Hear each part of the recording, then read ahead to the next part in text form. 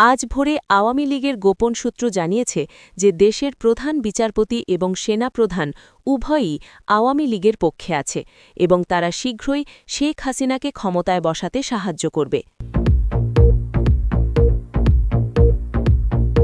গতকাল রাতে ইউনূস সরকারের একজন শীর্ষ উপদেষ্টা গোপনে আওয়ামী লীগের সাথে যোগাযোগ করে বলেছে যে তিনি শেখ হাসিনার সাথে কাজ করতে প্রস্তুত এবং ইউনূস সরকার ভিতর থেকে দুর্বল।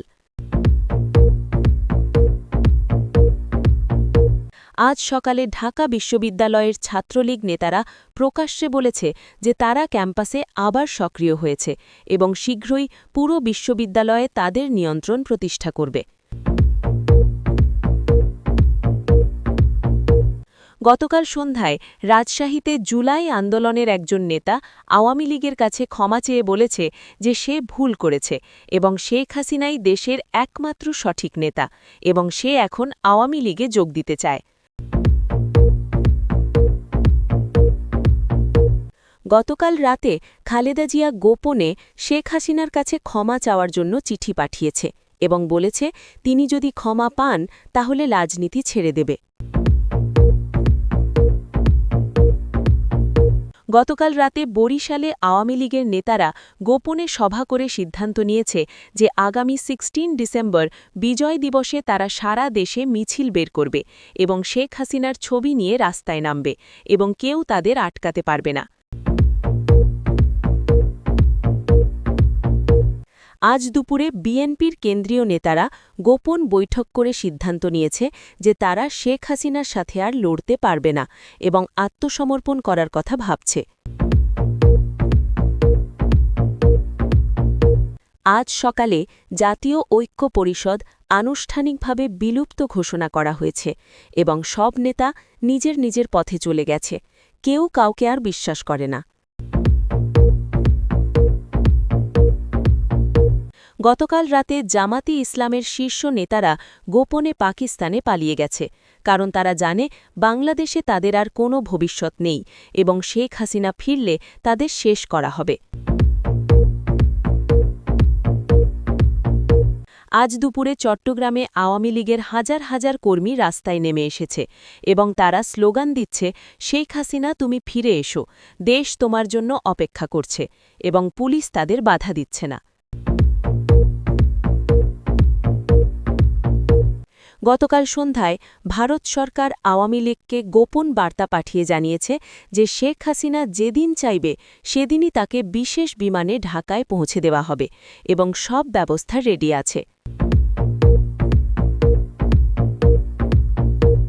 আজ সকালে সিলেটে আওয়ামী লীগের নেতারা জনসভা করে বলেছে যে তারা শেখ হাসিনার ফেরার জন্য প্রতিদিন দোয়া করছে এবং জনগণ তাদের সমর্থন করছে এবং শেখ হাসিনা ছাড়া দেশ চলবে না।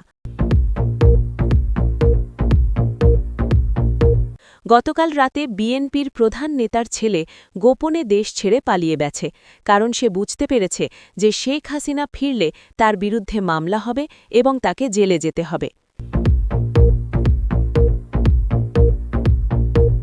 আজ সকালে গোপালগঞ্জে শেখ হাসিনার বাড়ি সংস্কার করা শুরু হয়েছে এবং স্থানীয় লোকেরা বলছে যে শেখ হাসিনা শীঘ্রই ফিরবে এবং তারা তার জন্য সবকিছু প্রস্তুত করছে এবং গ্রামে আবার আওয়ামী লীগের পতাকা উঠছে। আজ ভোরে খুলনায় ইউনূস সরকারের একটি গুরুত্বপূর্ণ অফিসে আগুন দেওয়া হয়েছে এবং সব নথিপত্র পুড়ে গেছে। সূত্র জানাচ্ছে এটা করেছে ইউনূস সরকারের ভেতরের লোকেরাই, যাতে তাদের দুর্নীতির প্রমাণ লুকানো যায়। দর্শক শুনছিলেন সংবাদ শিরোনাম, এখন বিস্তারিত। জাতীয় ঐক্য পরিষদ ভেঙে গেছে।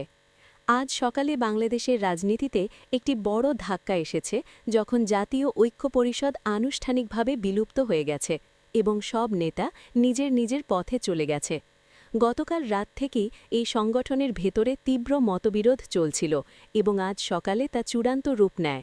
ঢাকার একটি হোটেলে গতকাল রাতে জাতীয় ঐক্য পরিষদের জরুরি বৈঠক হয়েছিল, যেখানে প্রধান নেতারা একে অপরের বিরুদ্ধে কঠিন অভিযোগ করেছে এবং চিৎকার করে ঝগড়া করেছে। বৈঠকে উপস্থিত একজন সূত্র জানিয়েছে যে নেতারা একে অপরকে দেশদ্রোহী এবং স্বার্থপর বলে গালি দিয়েছে এবং কেউ কারো কথা শুনতে রাজি ছিল না। প্রধান যে বিষয়ে তারা ঝগড়া করেছে তা হল ক্ষমতা ভাগাভাগি এবং কে সংগঠনের প্রধান হবে। একজন নেতা চেয়েছিল যে তিনি প্রধান হবে, কিন্তু অন্যরা তাকে মানতে রাজি না হওয়ায় তিনি রাগ করে বৈঠক থেকে বেরিয়ে যান এবং বলেন, আমি আর এই সংগঠনে নেই। তারপর একে একে অন্য নেতারাও বের হয়ে যেতে থাকে এবং রাত ৩টের দিকে বৈঠক পুরোপুরি ভেঙে যায়।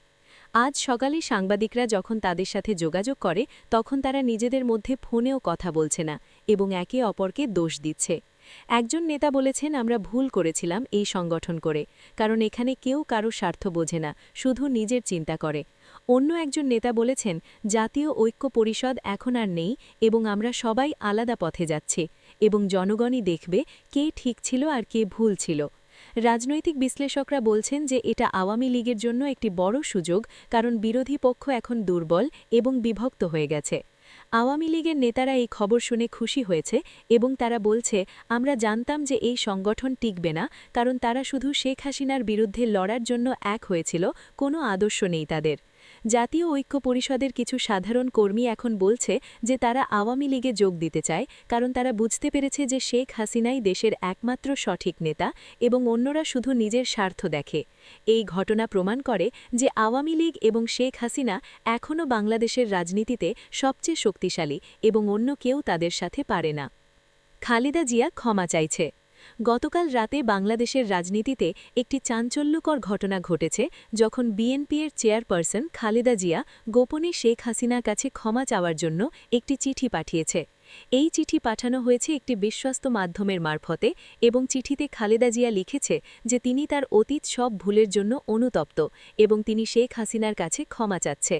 গোপন সূত্র জানাচ্ছে যে খালেদা জিয়া চিঠিতে আরও লিখেছে যে তিনি এখন বুঝতে পেরেছে যে শেখ হাসিনার বিরুদ্ধে লড়াই করা ভুল ছিল এবং শেখ হাসিনাই বাংলাদেশের জন্য সবচেয়ে ভালো নেতা। চিঠিতে খালেদা জিয়া আরও বলেছে যে তিনি যদি ক্ষমা পান তাহলে তিনি রাজনীতি থেকে সম্পূর্ণভাবে অবসর নেবে এবং আর কখনও শেখ হাসিনার বিরোধিতা করবে না। তিনি আরও লিখেছে যে বিএনপিকে তিনি তার ছেলের হাতে ছেড়ে দিয়ে নিজে নীরবে থাকবে। এই চিঠির কথা ফাঁস হবার পর বিএনপির নেতারা হতবাক হয়ে গেছে এবং তারা এখন একে অপরকে দোষ দিচ্ছে। কেউ কেউ বলছে যে এটা সম্ভব নয় এবং এটা আওয়ামী লীগের মিথ্যা প্রচার, কিন্তু অনেকে মনে করছে যে এটা সত্য হতে পারে, কারণ খালেদা জিয়া এখন খুবই দুর্বল এবং অসুস্থ এবং তিনি হয়তো ভয় পাচ্ছে। আওয়ামী লীগের নেতারা এই চিঠির কথা জানার পর বলছে যে তারা বিষয়টি শেখ হাসিনাকে জানাবে এবং শেখ হাসিনাই সিদ্ধান্ত নেবে যে খালেদা জিয়াকে ক্ষমা করা হবে কিনা। তারা বলছে শেখ হাসিনা খুবই উদার মনের মানুষ এবং তিনি যদি চান তাহলে খালেদা জিয়াকে ক্ষমা করতে পারে, কিন্তু খালেদা জিয়াকে আগে জনগণের কাছে তার ভুল স্বীকার করতে হবে। রাজনৈতিক বিশ্লেষকরা বলছেন যে যদি এই ঘটনা সত্যি হয় তাহলে এটা বাংলাদেশের রাজনীতিতে একটা বড় পরিবর্তন আনবে এবং বিএনপি একেবারে শেষ হয়ে যাবে। জনগণ এখন অপেক্ষা করছে দেখার জন্য যে শেখ হাসিনা কী সিদ্ধান্ত নেবে এবং খালেদা জিয়া সত্যি ক্ষমা পাবে কিনা। 16 ডিসেম্বর মহাসমাবেশ। আওয়ামী লীগ গোপনে একটি বিশাল পরিকল্পনা করছে যা আগামী 16 ডিসেম্বর বিজয় দিবসে বাস্তবায়িত হবে এবং এটা হবে ইতিহাসের সবচেয়ে বড় রাজনৈতিক সমাবেশ। বরিশালে গতকাল রাতে আওয়ামী লীগের শীর্ষ নেতাদের একটি গোপন বৈঠক হয়েছে, যেখানে তারা 16 ডিসেম্বরের জন্য বিস্তারিত পরিকল্পনা তৈরি করেছে। বৈঠকে উপস্থিত একজন সূত্র জানিয়েছে যে সেদিন সারা দেশে আওয়ামী লীগ একসাথে মিছিল বের করবে এবং সব মিছিলে শেখ হাসিনার বড় বড় ছবি থাকবে এবং স্লোগান দেওয়া হবে, শেখ হাসিনা তুমি ফিরে এসো, বাংলাদেশ তোমার জন্য অপেক্ষা করছে। ঢাকায় শহীদ মিনার থেকে শুরু করে একটি বিশাল মিছিল বের হবে, যেখানে লাখ লাখ মানুষ যোগ দেবে এবং তারা সবাই শেখ হাসিনার ফেরার দাবি জানাবে। চট্টগ্রাম, সিলেট, খুলনা, রাজশাহী সব জায়গায় একই সময় মিছিল হবে এবং এটা হবে একটা সমন্বিত আন্দোলন। আওয়ামী লীগ নেতারা বলছে যে তারা এই মিছিল করার জন্য কারও অনুমতি নেবে না, কারণ এটা তাদের গণতান্ত্রিক অধিকার এবং কেউ তাদের আটকাতে পারবে না। তারা আরও বলছে যে যদি কেউ বাধা দেওয়ার চেষ্টা করে তাহলে তারা প্রতিরোধ করবে এবং তাদের কণ্ঠ থামানো যাবে না। গোপালগঞ্জে ইতিমধ্যে শেখ হাসিনার পৈতৃক বাড়ি সংস্কার করা শুরু হয়েছে এবং স্থানীয় আওয়ামী লীগ কর্মীরা বলছে যে তারা শেখ হাসিনার ফেরার জন্য সবকিছু প্রস্তুত করছে। গ্রামে আবার আওয়ামী লীগের পতাকা উঠছে এবং মানুষ বলছে শেখ হাসিনা আমাদের নেতা এবং তিনি শীঘ্রই ফিরবে। রাজনৈতিক বিশ্লেষকরা বলছেন যে 16 ডিসেম্বর একটা টার্নিং পয়েন্ট হতে পারে বাংলাদেশের রাজনীতিতে এবং যদি সত্যি লাখ লাখ মানুষ রাস্তায় নামে তাহলে বর্তমান সরকার খুব চাপে পড়বে। আওয়ামী লীগ বলছে যে এটা শুধু শুরু এবং তারা প্রতিদিন আন্দোলন করবে যতদিন না শেখ হাসিনা ক্ষমতায় ফিরে আসে।